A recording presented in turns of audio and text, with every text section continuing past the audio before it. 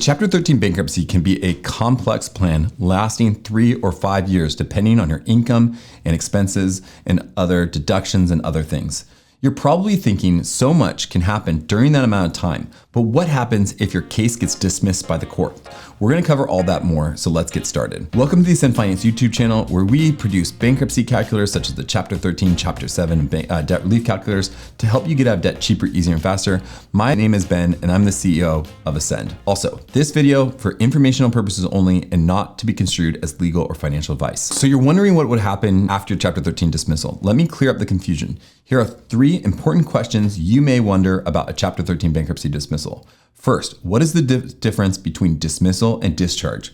A discharge can be seen as the finish line of a bankruptcy process and where you no longer have to pay back on the unsecured debt that was forgiven.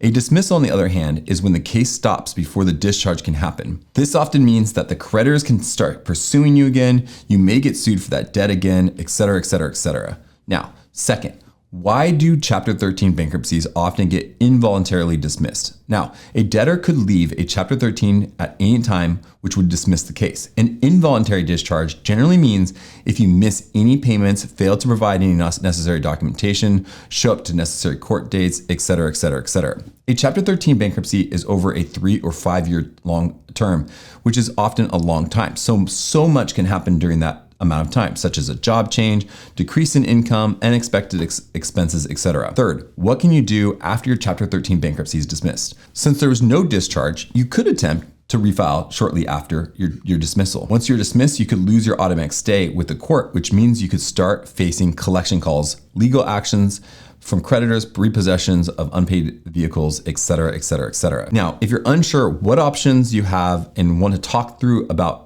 your specific situations, I have 2 things that could potentially help you. First, you can comment the word bankruptcy below and I'll send you a link to a bankruptcy calculator we built to compare your options specifically for your situations.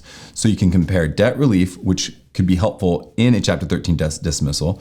You could compare Chapter 7 bankruptcy, Chapter 13 bankruptcy, and credit counseling. Second, you can call us or text me at 650-334-0345 and tell me about your situation. If I can't talk to you, I have an analyst who can talk through your situation for free together to make sure you understand your options. Thanks so much for watching and hope you have a great day.